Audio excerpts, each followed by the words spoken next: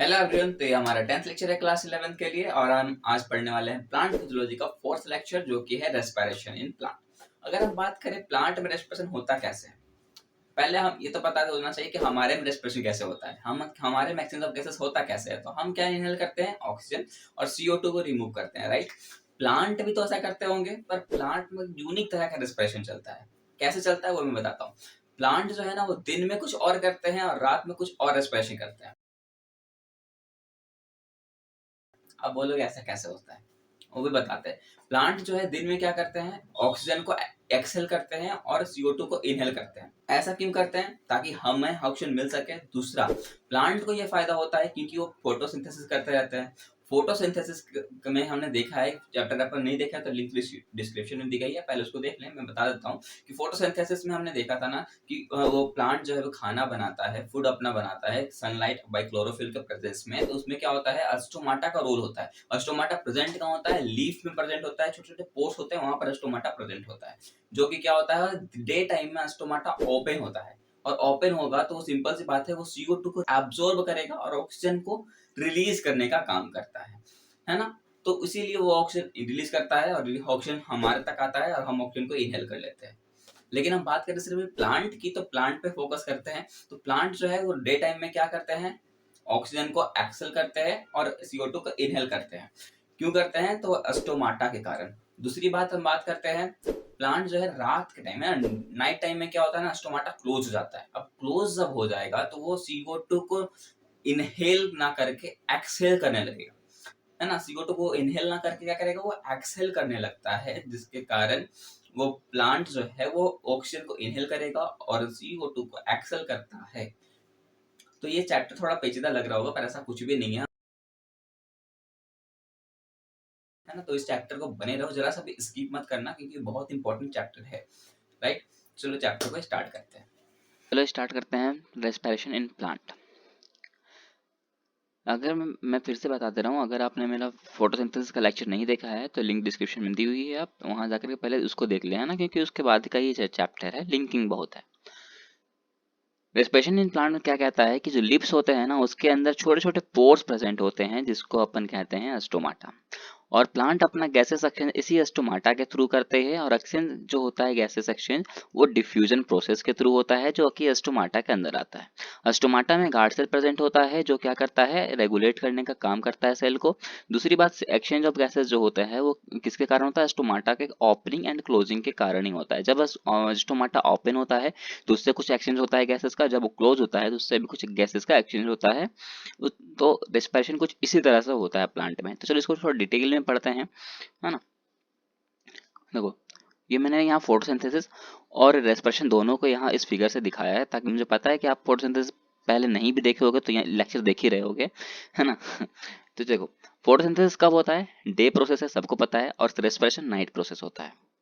Photosynthesis का definition ही कहता है क्या कि फोटो का मतलब होता है लाइट और सिंथेसिस का मतलब होता है फूड, जैसा कि हमें पहले से ही पता है कि फोटोसिंथेसिस क्या है, एक प्रोसेस है जिसके कारण प्लांट अपना खाना खुद बनाती है सनलाइट और क्लोरोफिल के प्रेजेंस में। तो फोटोसिंथेसिस में क्या हो रहा है कि यहाँ से देखो, लीफ से ऑक्सीजन क्या हो रहा है, रिलीज होता है, और CO2 उस टाइम वो क्या करता है, एब्सॉर्ब करता है, राइट। लेकिन रेस्पिरेशन जस्ट अपोजिट होता है, लिफ्स जो होता है उसको CO2, लिफ्स जो होते हैं उसको ऑक्सीजन चाहिए होता है, और लिफ्स CO2 को रिलीज करती है, जस्ट अपोजिट होता है, राइट। देख सकते हैं यहाँ पर वाटर क्या होता है, वाटर इस प्लांट को चाहिए होता है दिन में, और ये रात में क्या कर रहा है, ये वाटर मॉलिक्यूल को बाहर रिलीज कर रहा है, दोनों जस्ट अपोजिट चल रहा है। अब देखो, फोटोसिंथेसिस में हम किया क्या था, फोटोसिंथेसिस हमने किया क्या था, फोटोसिंथेसिस हमने देखा था कि पहले हम क्या कर रहे थे, लाइट के प्रेजेंस में हम क्या कर रहे थे, एनर्जी बना रहे थे, और इसी एनर्जी से हम क्या बना रहे थे, फूड का फॉर्मेशन कर रहे थे। अब हम जस्ट अपोजिट करेंगे कि क्या करेंगे, हम जो फूड बनाया हुआ है उस फूड को तोड़ेंगे और उस फूड को तोड़ के एनर्जी निकालेंगे, है ना। जस्ट अपोजिट चल रहा है। पहले हम फोटोसिंथेसिस वाले चैप्टर में देखा था कि हमने किस तरह से लाइट के थ्रू फूड बनाया था, और उस फूड से सॉरी लाइट के प्रेजेंस में हमने एनर्जी बनाया था, और उस एनर्जी के थ्रू हमने फूड बनाया था। लाइट रिएक्शन देखा था, डार्क रिएक्शन देखा था। इसमें हम क्या देख रहे हैं कि रिस्पिरेशन में हम फूड रहेगा, फूड को हम ब्रेक डाउन करेंगे, तोड़ेंगे, और ब्रेक डाउन का मतलब होता है लिसिस। क्या होता है, लिसिस। तो फूड का जब हम ब्रेक डाउन करेंगे और उससे फिर एनर्जी हम निकालेंगे इस चैप्टर में। किससे तोड़ेंगे फूड को? तो ऑक्सीडेशन के थ्रू, मतलब ऑक्सीजन के प्रेजेंस में, राइट। और ऑक्सीजन के प्रेजेंस में मतलब ये प्रोसेस कैसा होगा? रात का प्रोसेस होगा, क्योंकि प्लांट ऑक्सीजन कब लेता है? रात को लेता है। क्लियर है? और ये सारा का सारा प्रोसेस किसके अंदर होता है? सेल के अंदर चलता है, इसीलिए हम इसको सेलुलर रेस्पिरेशन भी कहते हैं। यहां तक तो कोई दिक्कत नहीं होगा। चलो, अब इस फूड में, यहाँ पर हमने फूड की बात की है, राइट। अब फूड क्या है? फूड कार्बोहाइड्रेट भी हो सकते हैं, फैट भी होते हैं, प्रोटीन भी होते हैं, और कुछ ऑक्सैलिक एसिड्स भी होते हैं, है ना। तो चलो सबसे पहले स्टार्ट करते हैं हम कार्बोहाइड्रेट को। तो कार्बोहाइड्रेट जो होता है, इसके अंदर सिंपल शुगर प्रेजेंट होता है, जिसको अपन ग्लूकोज कहते हैं। ग्लूकोज का फॉर्मूला क्या होता है? C6H12O6। सबको पता होगा, नहीं पता तो कोई बात नहीं, अब याद कर लो। और C6 का मतलब क्या है? कि 6 कार्बन का चेन होता है, ये चीज आपको याद रखना है। और मैं एक चीज और यहाँ बता देता हूँ, अगर आपने फोटोसिंथेसिस नहीं देखा है तो वहाँ एक आपने एंजाइम को छोड़ दिया है, जो कि है रूबिस्को। रूबिस्को क्या करता है ना, वो कार्बन डाइऑक्साइड को अपनी ओर खींचता है। क्यों खींचता है? क्योंकि देखो, रूबिस्को जो होता है वो 5 कार्बन का चेन होता है। वो CO2 को इसलिए लेता है क्योंकि वो 5 कार्बन का चेन से 6 कार्बन के चेन में कन्वर्ट हो सके, राइट। और 6 कार्बन के चेन में कन्वर्ट होगा, मतलब वो किस में कन्वर्ट हो रहा है? ग्लूकोज में कन्वर्ट हो जाएगा। यहाँ मैंने क्यों बताया? क्योंकि मेरे को आगे यहाँ पर यहाँ काम है ना। अब देखो, ये ग्लूकोज है, ग्लूकोज है मतलब क्या है? फूड है। हमने क्या किया? इसको एनर्जी दिया। क्यों? ताकि हम फूड को तोड़ सकें, और फूड को तोड़ के उससे एनर्जी हम निकाल सकें, राइट। अब यहाँ ग्लूकोज में कितने कार्बन का चेन होता है? 6 कार्बन का चेन होता है, मैंने कहा था। अगर हम इसको तोड़ दें, ब्रेक डाउन करें, तो किस में टूटेगा? 3 कार्बन के चेन में टूट जाएगा, राइट। अगर इसको हम हाफ डिवाइड करें तो क्या होगा? तो 3 कार्बन के चेन में डिवाइड हो जाएगा। 3 कार्बन के चेन को हम कहते हैं पायरुविक एसिड। क्या कहते हैं? 3 कार्बन के चेन को पायरुविक एसिड कहते हैं। अब 3 कार्बन का चेन को हम पायरुविक एसिड कहते हैं, तो हम यहाँ पर देख सकते हो कि कितने पायरुविक एसिड बनेंगे? 2 पायरुविक एसिड बनेंगे, क्योंकि ग्लूकोज तो 6 कार्बन का चेन है, राइट। यहाँ तक तो क्लियर है, कोई डाउट नहीं होगा। अब देखो, लाइसिस का मतलब मैंने फिर बताया था, क्या? तोड़ना। हमने ग्लूकोज को तोड़ा, तो इस प्रोसेस को ही क्या कहेंगे? ग्लाइकोलिसिस। क्या कहेंगे? ग्लाइकोलिसिस। मतलब हमने ग्लाइकोलिसिस किया और ग्लूकोज को तोड़ के पायरुविक एसिड में कन्वर्ट कर दिया। ये प्रोसेस कहाँ चल रहा है? तो साइटोप्लाज्म में चल रहा है। सेल के जो साइटोप्लाज्म होते हैं वहां पर चलता है, राइट। यहाँ तक कोई दिक्कत नहीं होगा। अब ये पायरुविक एसिड बनाना है। पायरुविक एसिड जब बन जाएगा, उसके बाद 2 टाइप का रिएक्शन होगा, एक होगा एरोबिक, एक होगा एनारोबिक। एरोबिक में क्या होता है कि ऑक्सीजन के प्रेजेंस में रिएक्शन चलेगा, और एनारोबिक वैसा प्रोसेस है जो कि ऑक्सीजन के एब्सेंस में चलेगा। क्लियर है? अब देखो, यहाँ पर एक चीज समझना, यहाँ पर मैंने पार्शियल ऑक्सीजन लिखा है। मतलब है कि ये जो प्रोसेस है ग्लूकोज से पायरुविक एसिड में टूटने वाला, ये प्रोसेस जो होता है ये पार्शियल ऑक्सीजन होता है। मतलब कि ये पार्शियल ऑक्सीजन है, तो पार्शियल ऑक्सीजन के एब्सेंस में भी होगा। नहीं समझ में आ रहा ना? कोई बात नहीं, फिर से बताता हूँ। अगर हमें पूछा जाए कि क्या ग्लूकोज से पायरुविक एसिड में टूटना, क्या ये ऑक्सीजन के प्रेजेंस में हुआ होगा? तो भी बोलोगे हाँ, ये ऑक्सीजन के प्रेजेंस में हुआ है। अगर क्वेश्चन आए कि क्या ये glucose to pyruvic acid oxygen के एब्सेंस में भी हो सकता है, तो भी आप बोलोगे हाँ, ये जो ग्लूकोज टू पायरुविक एसिड टूटता है, ये ऑक्सीजन के प्रेजेंस में, एब्सेंस में भी हो सकता है। मतलब ये आधा ऑक्सीजन के प्रेजेंस में भी होता है और कुछ रिएक्शन ऑक्सीजन के एब्सेंस में भी चलता है। क्लियर है? आगे बढ़ते हैं। जब इसका ये रिएक्शन देखेंगे ना तो वो क्लियर हो जाएगा। अब देखो, जब हम एरोबिक रिएक्शन करेंगे, मतलब ऑक्सीजन के प्रेजेंस वाला रिएक्शन करेंगे, तो हमें लिंक रिएक्शन करना होगा। लिंक रिएक्शन के हमें एसिटाइल कोएंजाइम ए का फॉर्मेशन होता हुआ दिखेगा, और ये एसिटाइल कोएंजाइम ए आगे जाके क्रैब साइकिल को फॉलो करेगा। और ये पूरा का पूरा प्रोसेस कहाँ चलेगा? तो माइटोकॉन्ड्रिया के मैट्रिक्स में चलेगा। और हमें पता है माइटोकॉन्ड्रिया को हम powerhouse of the cell भी कहते हैं, राइट। अब powerhouse of the cell बोलो या तो फिर सेलुलर बैटरीज कहो, सब इसी का काम है, क्योंकि इसका काम ही है एनर्जी को फॉर्मेशन करना।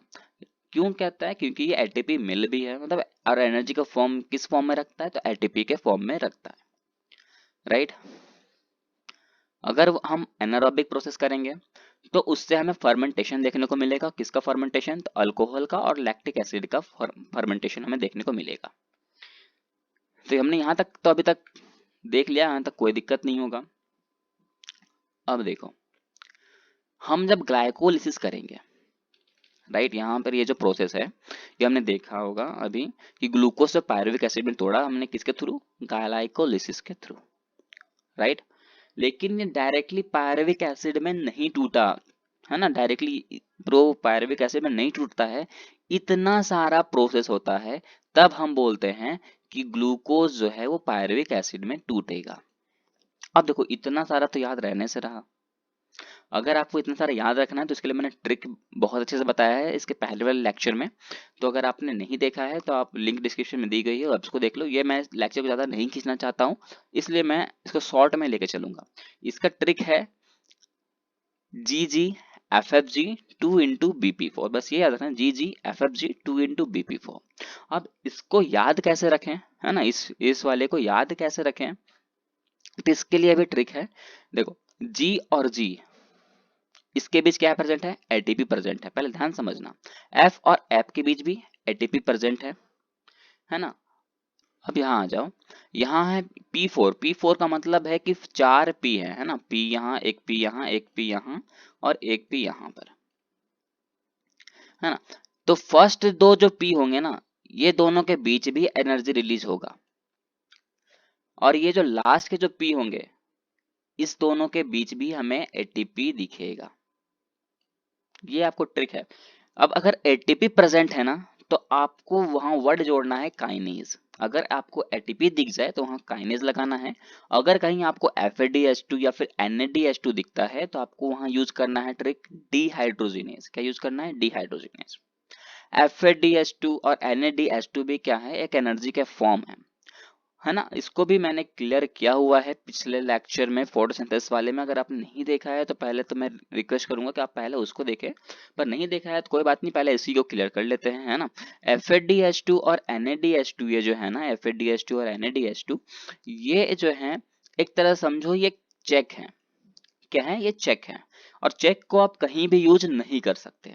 चेक को अगर आपको यूज करना है तो आपको बैंक के पास जाना होगा, और बैंक वाला क्या करता है, उसको चेक, उस चेक को कैश में कन्वर्ट करके हमें देता है, और हम कैश को कहीं भी यूज कर सकते हैं। तो उसी तरह ये कैश जो है हमारा एटीपी है, मतलब इसको कहीं भी यूज कर सकता है, लेकिन NADH2 को कहीं भी यूज नहीं किया कर सकते। इसको एक स्पेशल जगह लेके जाना पड़ता है, और उस जगह का नाम है एटीपी सिंथेस। उसके प्रेजेंट में इसको लाना पड़ता है ताकि हमें इस NADH2 या फिर इस FADH2 से एटीपी निकाल सके। और वो NADH2 FADH2 वो बैंक तक बोलो या तो बोलो एटीपी सिंथेस तक जाता है, किसके थ्रू है, तो इस इलेक्ट्रॉन ट्रांसपोर्ट सिस्टम के थ्रू जाता है। अब ETS क्या है ये थोड़ी देर हम बात देखेंगे, पर आपको याद रखना है कि हमें एटीपी में अगर कन्वर्ट कराना है NADH2 या FADH2 को, तो उसको इलेक्ट्रॉन ट्रांसपोर्ट सिस्टम से ही होकर के जाना रहता है। क्लियर है। अब यहाँ वापस आ जाओ, अब इस ट्रिक को फिर से मैं बता देता हूँ। देखो मैंने क्या कहा, जी जहाँ है वहां पर क्या रिलीज हो रहा है, देख सकते हो एटीपी फॉर्म हो रहा है, या फिर बोलो एटीपी रिलीज हो रहा है एक तरह से, है ना। तो एटीपी रिलीज हो रहा है, एटीपी जहाँ है मैंने क्या बोला, काइनेज वर्ड लगाना है। यहाँ पर देखो यहाँ ग्लूकोज है, यहाँ ग्लूकोज 6 फोस्फेट है, राइट। तो यहाँ 6 का मतलब क्या होता है, हेक्सो, और यहाँ एटीपी रिलीज क्या लगा होगा, काइनेज, तो क्या लगा हो गया, हेक्सोकाइनेज। उसी तरह यहाँ फ्रुक्टोज है, यहाँ फिर से एनर्जी रिलीज हो रही है, कौन सी एनर्जी, एटीपी के फॉर्म में है, तो हम क्या लगाएंगे, काइनेज लगाएंगे, तो यहाँ क्या हो जाएगा, फोस्फोफ्रुक्टोकाइनेज। कोई भी दिक्कत नहीं है। फिर इसी तरह यहाँ पर F और G है, इसके बीच कुछ भी रिलीज नहीं हो रहा, ना ही एटीपी रिलीज है, ना ही फिर NADPH2 है। तो यहाँ पर आपको याद रखना है एल्डोलेज होगा, ना ही काइनेज वर्ड है, ना ही डिहाइड्रोजिनेज है। लेकिन यहाँ जब G और B आता है ना, तो यहाँ पर हमें देख सकते हो कि यहाँ NADH2 है, तो हम NADH2 देखेंगे तो क्या रिलीज करना है, मतलब डिहाइड्रोजिनेज। तो यहाँ पर आपको ट्रिक याद रह जाएगा, डिहाइड्रोजिनेज। अगर हम बात करें यहाँ B और फिर ये P के बीच, तो यहाँ पर देखो एटीपी प्रेजेंट है, तो फिर वर्ड क्या आ जाएगा, काइनेज आ जाएगा। उसी तरह यहाँ P और P है, यहाँ पर भी कुछ भी नहीं है, ना एटीपी का रोल है, ना ही NADH2 का रोल है। तो यहाँ पर आपको नया टर्म दिखने को मिलेगा, जैसे कि म्यूटेज, ये आपको याद करना है। फिर यहाँ P है और ये P है, इस दोनों के बीच भी जो लिंकिंग है, यहाँ पर देखो तो यहाँ पर ना एटीपी प्रेजेंट है, ना ही NADPH2, लेकिन यहाँ एक चीज प्रेजेंट है, वाटर, H2O। तो इस तरह का आपको याद रखना है, एनोलेज, राइट। फिर से यहाँ P और P मिलेगा, P और P है, यहाँ पर देखो यहाँ एटीपी प्रेजेंट है, राइट। अब एटीपी प्रेजेंट है, और यहाँ पर हम क्या वर्ड जो लगाएंगे, काइनेज लगाएंगे। तो यहाँ पायरुवेट है तो क्या हो जाएगा, पायरुवेट काइनेज। तब जाके हमें मिलता है पायरुविक एसिड। क्या बोलो, अभी अब ये मिल गया हमें पायरुविक एसिड, ये वाला पायरुविक एसिड हमें मिलेगा यहाँ पर। एक मिनट, ये ला पायरुविक एसिड। और इसी का हमने क्या कहा था, पायरुविक एसिड आगे जाके क्या करेगा, एरोबिक प्रोसेस भी करेगा और एनारोबिक भी करेगा। और एरोबिक अगर करता है तो हमें लिंक रिएक्शन दिखेगा जिससे एसिटाइल कोएंजाइम ए बनेगा। तो देख सकते हो यहाँ पर वही लिखा हुआ है कि नहीं लिखा हुआ, यहाँ पर देखो एसिटाइल एंजाइम ए लिखा हुआ है। अब देखो मैंने ट्रिक बताया था ना, ये जी जी एफ एफ जी 2 × BP4, इसलिए बताया था। देखो जी जी, जी और जी के बीच एटीपी, एफ एफ, एफ और एफ के बीच ATP, O not OTP, OTP मत कह देना, बस एटीपी, है ना। अब ये देखो एफ एफ जी हो गया 2 × BP4, मतलब क्या, देखो यहाँ पर वन चला था, one glucose one glucose one fructose one fructose, यहाँ से स्टार्टर जाएगा 2, है ना। देखो सब में आगे में क्या लिखा हुआ है, 2 लगा हुआ है, इसीलिए मैंने बोला था 2 × B पहले होता है B, फिर P4, P1, P2, P3 and P4, right. और मैंने क्या कहा था, स्टार्टिंग के P में जो होंगे वहां पर क्या लगा होगा, ATP लगा होगा। देखो B और P के बीच क्या है, ATP प्रेजेंट है, तो काइनेज। फिर लास्ट के भी P और P के बीच ATP प्रेजेंट होगा, देख सकते हो यहाँ पर ये दोनों P के, देखो यहाँ पर भी ATP प्रेजेंट है, तो क्या लगेगा, काइनेज। तो यही मेरा ट्रिक था। ट्रिक अच्छा लगा तो लाइक जरूर करना। अब इसके अलावा हमें इतना नहीं पढ़ना, पर इतना देखो, अब यहाँ पर देख ही सकते हो कि कितना एटीपी निकला, यहाँ पर एक एटीपी, 2 एटीपी दिखा, राइट। यहाँ पर देखो एक NADPH दिख सकता है, यहाँ पर एक एटीपी, यहाँ पर एक एटीपी, है ना। तो ये जो 2 एटीपी है ना, ये 2 एटीपी, ये वाला 2 एटीपी, ये एटीपी हमें खर्च करना पड़ा इस प्लांट से एनर्जी निकालने के लिए। तो इस प्लांट से एनर्जी कितना निकला, एक NADPH2 और 2 एटीपी निकला, ठीक है। तो अब हमें पता होना चाहिए कि एक NADH2 में कितना एटीपी होता है, 3 एटीपी होता है, राइट। यहाँ पर 3 एटीपी लिखा है। एक FADH2 में कितना एटीपी होते हैं, 2 एटीपीज होते हैं। तो ग्लाइकोलिसिस के प्रोसेस में हमें कितना एटीपी मिलेगा, देखो यहाँ लिखा हुआ है 2 एटीपी हमें खर्च करना पड़ा, हमें टोटल 4 एटीपी मिलेगा और 2 NADH2 मिलेगा। तो देखो 4 एटीपी अगर हमें 2 एटीपी खर्च करना पड़ा और 4 एटीपी मिला, तो 4 - 2 क्या हो जाएगा, 2, राइट। अब 2 प्लस यहाँ पर हमने देखा कि 2 NADPH2 हैं, तो एक NADH2 में कितने एटीपी, 3 एटीपी, तो 2 NADH2 में 6 एटीपी, तो 2 + 6 क्या हो जाएगा, 8, टोटल कितने हो जाएंगे, 8। तो ये जो 8 एटीपी आया, ये 8 एटीपी को हम बोलेंगे SLP। SLP का मतलब होता है सबस्ट्रेट लेवल ऑफ फोस्फोराइलेशन। देखो फोस्फोराइलेशन का मतलब होता है एनर्जी, मतलब बोलो तो वो टोटल एनर्जी जो हमें पूरे प्रोसेस में दिखे, है ना, पूरा टोटल एनर्जी।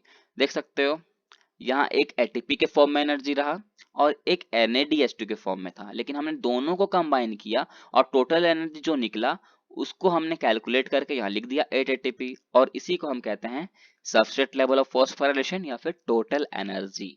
इसको हम एनर्जी का बनना भी बोल सकते हैं। दूसरा है ऑक्सीडेटिव फोस्फोरिलेशन, जिसको लिखते हैं ओपी, बोलते हैं ना ओपी सर, है ना।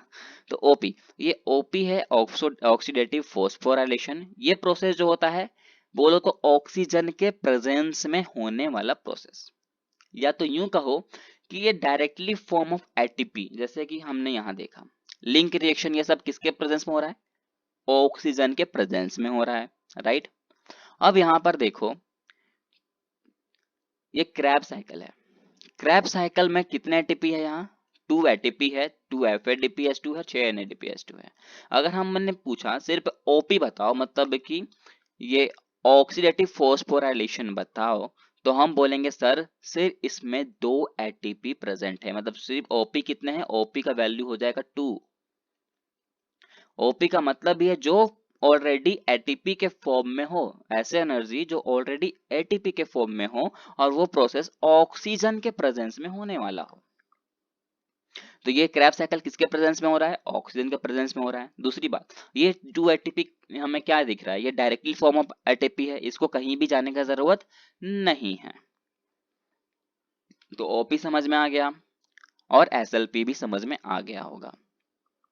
अब लिंक रिएक्शन में बात करो तो लिंक रिएक्शन जब होता है तो कितना एटीपी मिलता है? 2। लिंक रिएक्शन जब होता है ना तो 2 NADH2 खर्चा होता है। कितना? 2 NADH2 खर्च होता है। अब 2 NADH2 खर्च होगा तो कितना टोटल कितना एटीपी आएगा? 6 एटीपी। 6 एटीपी क्या हो जाएगा हमारा? SLP, राइट, हो जाएगा। अब हम बात करें यहाँ क्रैब साइकिल में 2 एटीपी खर्च होता है, 2 FADH2 खर्च होता है, 6 NADH2 खर्च होता है। तो टोटल को मिलाएंगे ना, टोटल 424 एटीपी होगा। कैसे? वो देखो यहाँ 2 एटीपी हो गए, 2 FADH2 मतलब 4 एटीपी, 6 NADH2 मतलब 18। अब इस दोनों को आप कैलकुलेट करोगे 24 आएगा। लेकिन अगर मैं बोलूं, है ना, लेकिन अगर मैं बोलूं कि बताओ टोटल ऑक्सीजन के प्रेजेंस में होने वाले रिएक्शन में कितना एटीपी मिलेगा, या फिर डायरेक्टली बोलो कि मैं पूछना चाहता हूं कि ऑक्सीजन के प्रेजेंस में होने वाला रिएक्शन जितना भी होगा उसमें कितना एटीपी मिलेगा, टोटल एसएलपी बताओ मुझे। तो आप क्या करोगे? यहाँ पर वापस आओगे, आप बोलोगे सर ऑक्सीजन के प्रेजेंस में एरोबिक ही तो हो रहा है, और एरोबिक के अंदर हमें देखने को मिला क्या? लिंक रिएक्शन और क्रैब साइकिल। तो बोलोगे 24 और 6 कितना? 30। पर ये गलत आंसर हो जाएगा। क्यों गलत आंसर हो जाएगा? क्योंकि मैंने कहा था ये जो ग्लाइकोलिसिस होता है, ये ग्लाइकोलिसिस जो होता है ये भी ऑक्सीजन के प्रेजेंस में भी होता है और एब्सेंस में भी होता है। तो अगर आप दोनों को जब कैलकुलेट करोगे ना कि ऑक्सीजन के प्रेजेंस में कितना एनर्जी मिला, तो आपको ये ग्लाइकोलिसिस वाला प्रोसेस को भी ऐड करना पड़ेगा ऑक्सीजन में, है ना। तो टोटल कितना हो जाएगा? अब यहाँ 30 और 8 कितने हो गए? टोटल 38। तो हम बोल सकते हैं कि टोटल ऑक्सीजन के प्रेजेंस में होने वाले रिएक्शन में कितना एनर्जी मिला? तो 38 एटीपी हमें मिलेगा, SLP। अगर मैं बोलूं OP तो आप OP बता सकते हो कि ग्लाइकोलिसिस किया तो हमने सर 2, और यहाँ पर कितना 2 एटीपी मिलेगा, वो हो गया हमारा हमारा ऑक्सीडेटिव फॉस्फोराइलेशन। लिंक रिएक्शन में कोई भी ओपी नहीं है, मतलब यहाँ पर कोई भी ऐसा नहीं है, एनर्जी नहीं है जो डायरेक्ट एटीपी के फॉर्म में हो। क्रैब साइकिल में ओपी कितना है? 2 एटीपी है। यहाँ तक सब क्लियर हो गया होगा। चलो अब आगे बढ़ते हैं। अब हमें क्या करना है? देखो हमने पायरुविक एसिड में यहाँ कन्वर्ट कर दिया, राइट, पायरुवेट एसिड में यहाँ कन्वर्ट कर दिया। पायरुवेट से अब क्या बनाना है? लिंक रिएक्शन करना है। अब लिंक रिएक्शन करेंगे तो कैसे करेंगे? देखो ये ग्लूकोज से हमने क्या बना दिया? पायरुवेट में 3 कार्बन का चेन है, ये 3 कार्बन और ये 3 कार्बन, है ना। 3 कार्बन इधर है, 3 कार्बन का चेन इधर है। कि मैं अलग कर देता हूँ दोनों को ताकि कंफ्यूज मत हो जाना। देखो पहला रिएक्शन देखो, यहाँ पर क्या हो रहा है? एक रिएक्शन जब हो रहा है तो कितना एनर्जी निकल रहा है? एक NADH रिलीज हो रहा है, राइट।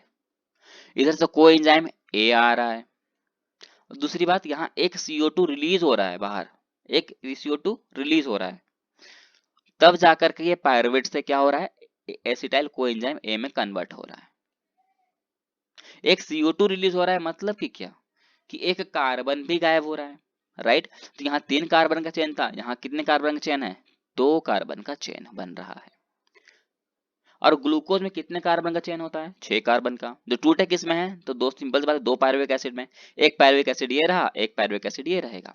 तो देख ध्यान समझना मैं जो बोलूंगा कि जब अगर एक पायरुविक एसिड से बनने में, ऐसा नहीं सॉरी, एक पायरुवेट एसिड है, ये पायरुवेट एसिड जब एसिटाइल कोएंजाइम A बनाता है तो उससे एक CO2 भी बाहर जाता है और एक NADPH भी बाहर जाता है, राइट।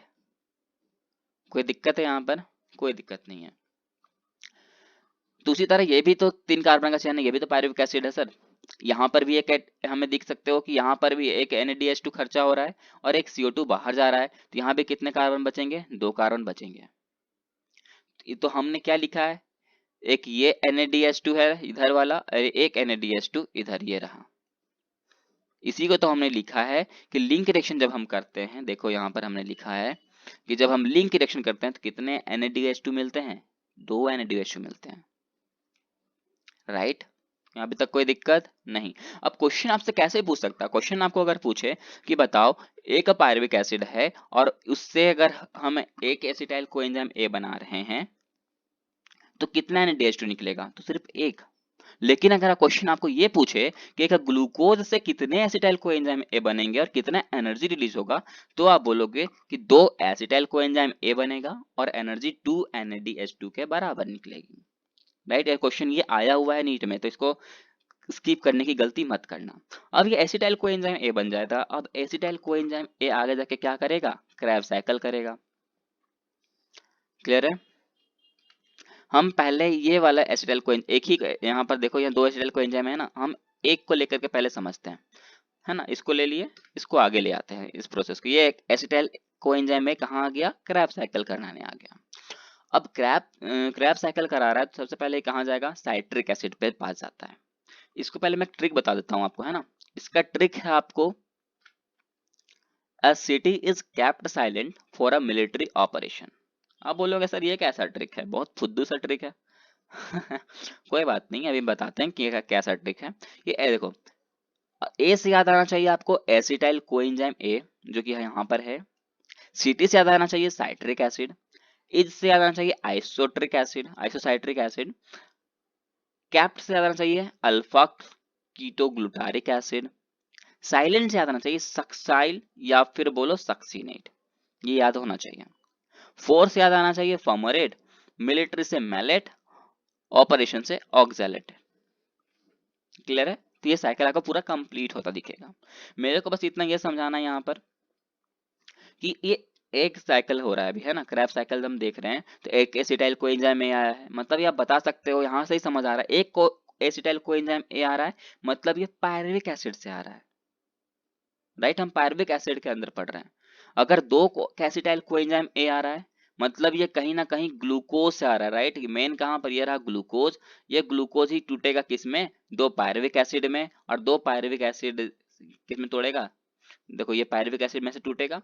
और ये पायरुविक एसिड से एक को एंजाइम में आएगा और दूसरे से दूसरा एसिटाइल को एंजाइम ए मिलेगा। राइट, अब ध्यान समझो, पहले एक को भी क्लियर करते हैं ताकि कोई डाउट ना रहे। जब ये साइट्रिक एसिड है, साइट्रिक एसिड तक देखो तो कोई भी एनर्जी हमें नहीं देखने को मिला है। राइट, साइट्रिक एसिड जैसे आइसोसाइट्रिक एसिड पे गया, तो यहां से हमें क्या दिखता है कि एक CO2 रिलीज हो गया, एक CO2 यहां से गायब हो गया। अब एक CO2 गायब हुआ, दूसरी बात यहाँ एक NADH2 भी गायब हो रहा है। क्लियर है, यहाँ एक CO2 भी गायब हुआ, एक NADH भी गायब हुआ। फिर जब अल्क्यूटोग्लूटारिक एसिड आया, वहां से फिर एक CO2 गायब हुआ है और एक NADH भी गायब हो गया। लगातार देखो गायब होता जा रहा है। फिर सक्साइल से आया, सक्साइल के बाद क्या हुआ, यहाँ पर एक GTP खर्च हो गया। GTP also known as ATP। Clear है, GST मत कर देना, यहाँ पर GTP है यार। GTP जो है ये ATP का दूसरा फॉर्म है। तो ये एक ATP यहाँ लॉस हो गया। आगे गया सक्सीनेट पे, सक्सीनेट के पास भी एक FADH2 फटाक से रिलीज हो गया। अब यहाँ पर आया फॉर्मरेट।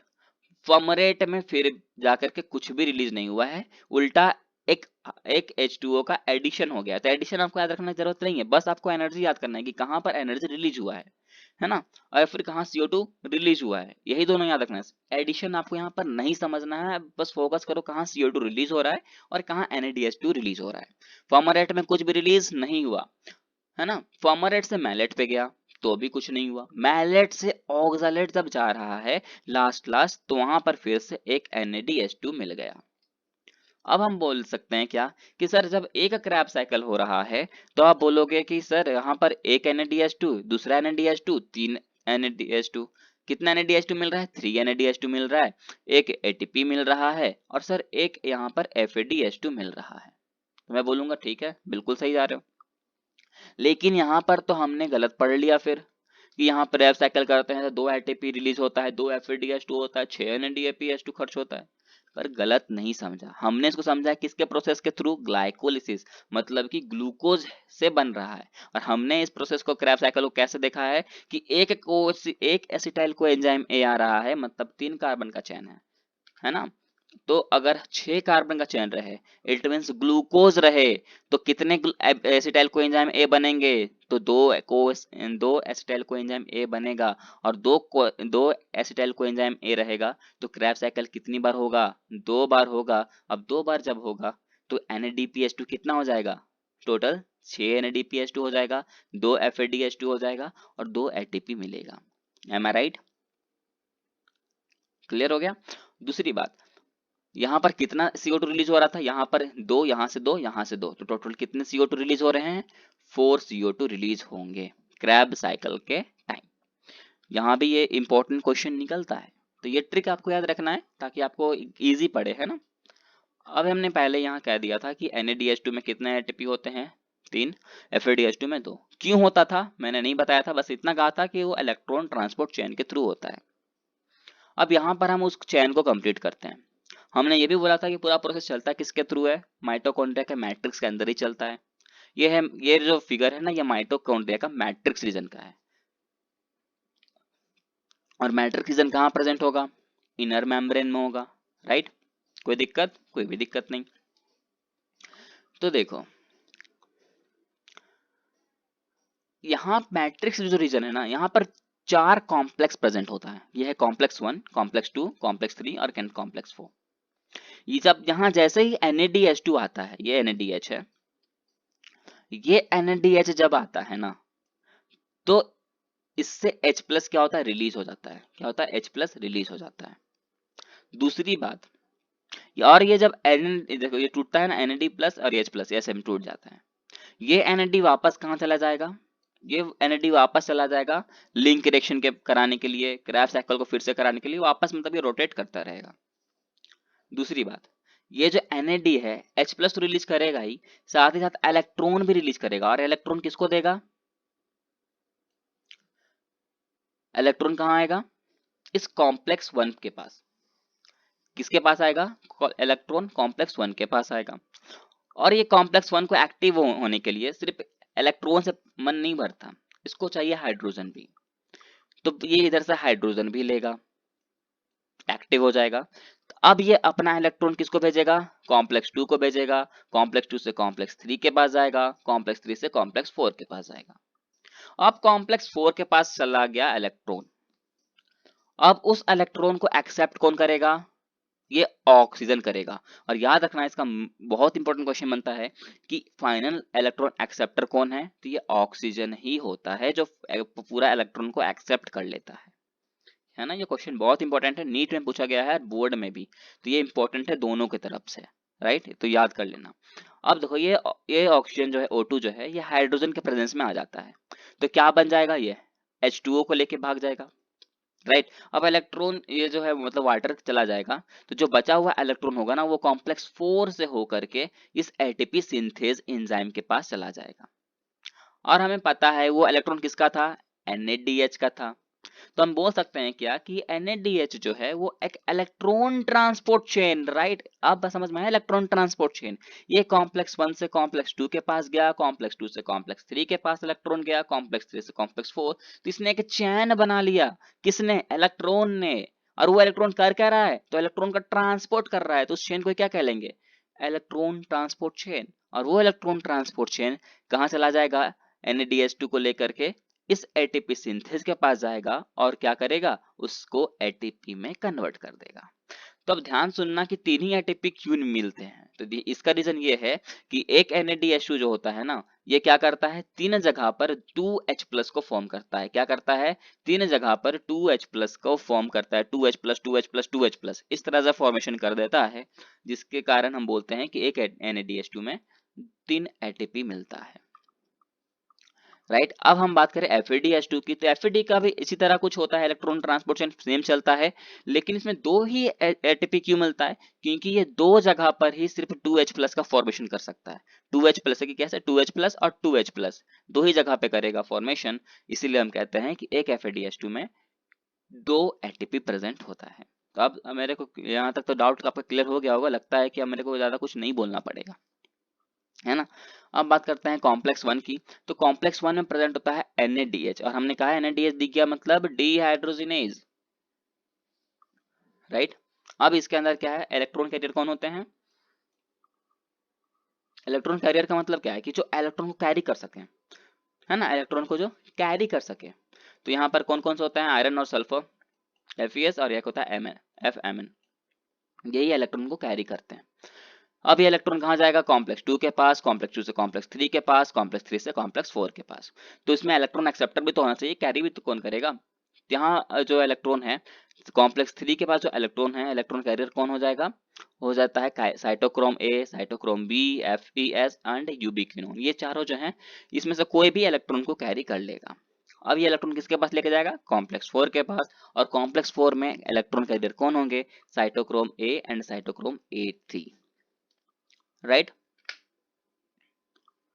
अब हम बात करते हैं एनारोबिक प्रोसेस की, जिसको हमने छोड़ दिया था। अब एनारोबिक प्रोसेस में हमने बोला था क्या क्या होगा, फर्मेंटेशन होगा। और फर्मेंटेशन में क्या होता है कि ग्लूकोज जो है वो पायरुविक एसिड में टूटता है, उसके बाद वो क्या कौन सा प्रोसेस करेगा, एनारोबिक प्रोसेस करेगा। तो एनारोबिक प्रोसेस में क्या था, फर्मेंटेशन। फर्मेंटेशन किसका किसका होगा, इथेनॉल का होगा और लैक्टिक एसिड का। Ethanol also known as alcohol, right. तो ये जो लैक्टिक एसिड है ना, ये पहले इसको देखते हैं। लैक्टिक एसिड जो होता है इसको तोड़ने से क्या मिलता है हमें, लैक्टेट हाइड्रोजिनेज मिलता है। दूसरी बात, ये इथेनॉल, इथेनॉल जो है इथेनॉल के साथ साथ एक CO2 भी रहता है, इसीलिए हम इसको पायरुविक एसिड डी कार्बोक्सिलेज भी बोलते हैं। क्या कहते हैं, पायरुविक एसिड डी कार्बोक्सिलेज भी कहते हैं, राइट। डी कार्बोक्सिलेज क्यों, मत क्योंकि ये रिलीज हो रहा है। रिलीज का मतलब क्या हो रहा है, डी कार्बोक्सिलेज। अगर ऐड होता तो सिर्फ कार्बोक्सिलेज बोलते हैं, है ना। अब यहाँ अल्कोहल भी है, तो हम इथेनॉल को अल्कोहल डीहाइड्रोजिनेज बोल सकते हैं, राइट। तो ये ट्रिक है, बस ये कुछ ये बातें थी, है ना, जो आपको याद रखें कि इथेनॉल प्लस CO2 में क्या होता है, अल्कोहल डीहाइड्रोजिनेज होता है, जिसी को हम पायरुविक एसिड डी कार्बोक्सिलेज भी बोल सकते हैं। और लैक्टिक एसिड में क्यों टूटता है, तो वो लैक्टेट डीहाइड्रोजिनेज के प्रेजेंस में टूट जाता है, या तो बोलो लैक्टिक एसिड जो होता है वो उसके अंदर लैक्टेट डीहाइड्रोजिनेज मिलता है हमें। लास्ट है respiratory coefficient, sorry respiratory quotient. Respiratory quotient क्या कहता है कि जितना भी हमने ऑक्सीजन को कंज्यूम किया हो और जितना CO2 को रिलीज किया हो, उसी के रेशियो को हम कहते हैं रेस्पिरेटरी कोफिशिएंट। निकालना है तो जितना हमने CO2 को रिलीज किया वो डिवाइडेड बाय जितना हमने कंज्यूम किया ऑक्सीजन वो, है ना। तो कार्बोहाइड्रेट का रेस्पिरेटरी क्वोशिएंट होता है 1, फैट का रेस्पिरेटरी क्वोशिएंट होता है लेस देन 1, एंड प्रोटीन का कंसंट्रेशन बोलो तो कोफिशिएंट बोलो तो होता है प्रोटीन का 0.9। ये आपको याद रखना है, क्वेश्चन आया था नीट में कि प्रोटीन का रेस्पिरेटरी क्वोशिएंट कितना होता है, पिछले साल की बात है 2022 की। अब हम बात करते हैं, तो कार्बोहाइड्रेट का तो हमने कंप्लीट कर लिया, एक फूड कंप्लीट हो गया, बचा क्या, फैट, प्रोटीन, ये दोनों बच गए। अब कार्बोहाइड्रेट का तो हमने कितना सारा प्रोसेस देखा ना कि सर ट्रिक ये भी याद रखा है, GGFFG 2 into BP4 कहाँ कहाँ ATP रिलीज हो, वो भी मैंने बता दिया आपको कि ATP रिलीज हो रहा तो काइनेज वर्ड आपको लेके चलना, ये भी बता दिया। उसके बाद वो पायरुविक एसिड बना, पायरुविक एसिड से एसिटाइल कोएंजाइम में टूटा, उसके बाद क्या बना, क्रैब साइकिल हुआ, कैसे हुआ, कितना CO2 निकला, है ना, वो भी हमने कैलकुलेट कर लिया। अब बारी आती है फैट्स की, पर फैट्स में ना इतना सारा प्रोसेस झेलना नहीं पड़ता। अगर फैट होगा ना तो वो डायरेक्टली किस में टूटेगा, फैटी एसिड एंड ग्लिसरॉल में टूटेगा, और वो डायरेक्टली पायरुविक एसिड ना बना के किस में बना देता है, एसिटाइल कोएंजाइम ए बनाएगा, और एसिटाइल कोएंजाइम ए से फिर क्या होगा, क्रैब साइकिल होगा, वही रूल फॉलो चला जाएगा। बात करो प्रोटीन की, तो प्रोटीन किस में टूटेगा, एमिनो एसिड में। एमिनो एसिड में इसलिए टूटता है क्योंकि ये इस प्रोटीन जो होता है वो एमिनो एसिड का पॉलीमर होता है। अब ये एमिनो एसिड टूटेगा किसमें, एमिनो एसिड भी डायरेक्ट बनाता है पायरुविक एसिड, इतना सारा प्रोसेस ये भी नहीं करेगा। अब ये फिर से पायरुविक एसिड बनेगा, तो उसके बाद एसिटाइल कोएंजाइम ए, फिर क्रैब साइकिल, फिर वही प्रोसेस चलता रहेगा। तो ये चैप्टर यहाँ पर होता है फिनिश। तो जैसा कि मैंने कहा था चैप्टर बहुत ज़्यादा इंटरेस्टिंग था, है ना। मैंने बहुत सारे साइकिल के बारे में देखा है ना, पिगमेंट भी देख लिया था। अगर तो भी कोई डाउट है आपको इस चैप्टर में तो आप मुझे कमेंट जरूर करें। वीडियो अगर अच्छी लगी हो तो लाइक और सब्सक्राइब जरूर करें। Thank you.